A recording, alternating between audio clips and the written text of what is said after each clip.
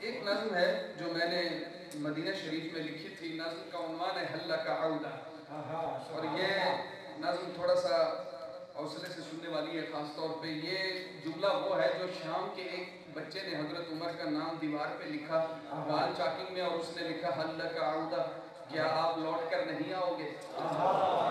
नज़्म मैंने उस लफ्ज़ को नज़्म में, आज पहली मुहर्रम का दिन था, मैं उसके मदीने में था, जाने क्या कर्ब मुझे ऐसे ज़ाहिर के सीने में था, मैं मदीने में था।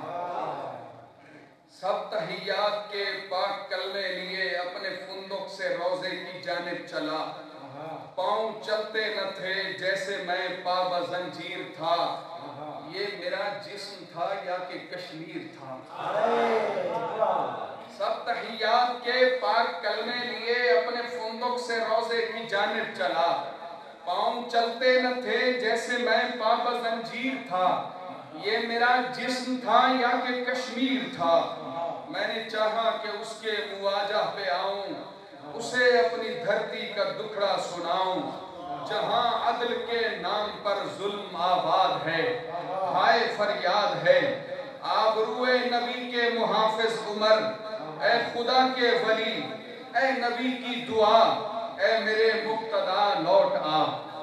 ए नबी के आबरूए नबी के मुहाफिज उमर, ए खुदा के वली, ए नबी की दुआ लौट आ, ए मेरे मुक्तदा लौट आ। मेरे मक्के में एक बार फिर मस्जिदों में जमात नहीं हो रही, लौट आ मेरे मक्के में एक बार फिर मस्जिदों में जमात नहीं हो रही, कोई अल्लाहु अकबर का नारा नहीं, और मेरा मदीना मदीना नहीं, और मेरा मदीना मदीना नहीं। दिन दिहाड़े बड़े लोग छोटों की जान मारते हैं, कभी उनके बच्चे कभी उनकी माँ मारते हैं, मगर वो किसी भी अदालत से डरते नहीं, हम भी अपनी सहूलत से मरते नहीं। हिचकियां जिस्म जां के दफीने में जो दफन थी, आंख का पेट भरने लगी और मरने लगी। हिचकियां जिस्म जां के दफीने में जो दफन थी, आंख का पेट भरने लगी और मरने लगी।